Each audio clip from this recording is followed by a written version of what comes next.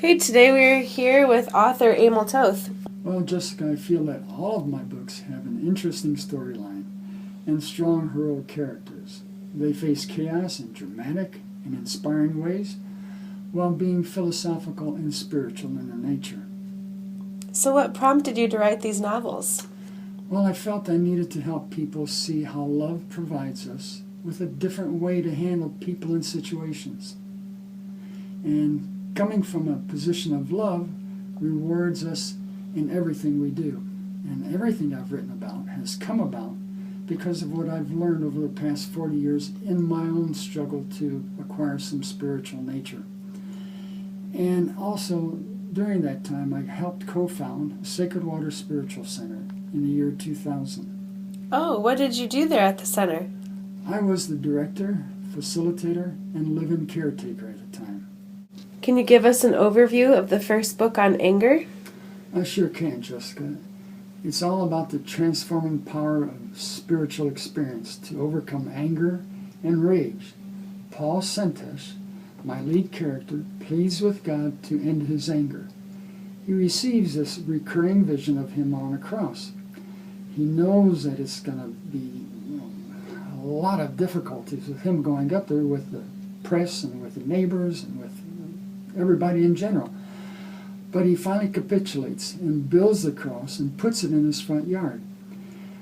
His 40 days on a cross is the most physically challenging and dramatic undertaking of his life, but it is also the most inspirational and spiritual for his life.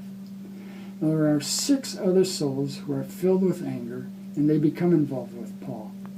5 of those souls have transformations themselves. The 6th soul, who is delusional, shocks the world with what he does to Paul. Well, that leads us to the sequel. Can you tell us a little bit about that? I sure can.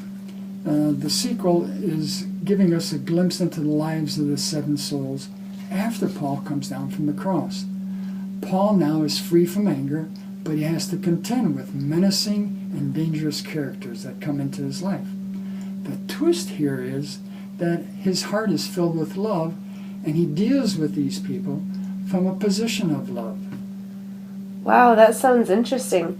Can you tell us about the books on love? I sure can. There's a series of 4 books on love, and it tells about the stages of love as I see them. Those 4 are transformation, sacrifice, wisdom, and enlightenment. Love's transformation is all about how a person falls in love and transforms their life. The one about sacrifice demonstrates the depth of a person's love by them being willing to sacrifice their life for someone they love. And the one about wisdom is about a young girl whose wisdom is so great that it actually matches that of Solomon and Gandhi. Love's enlightenment tells about the enlightened woman and man who isolate themselves from society, and they pray and meditate constantly, day and night, for the welfare of the world and its inhabitants. Now, all of my books have villains, of course, since you're going to have chaos and problems. But they are filled with heroic characters who face a variety of difficult things. They grow spiritually with every encounter they have with these people and in every situation.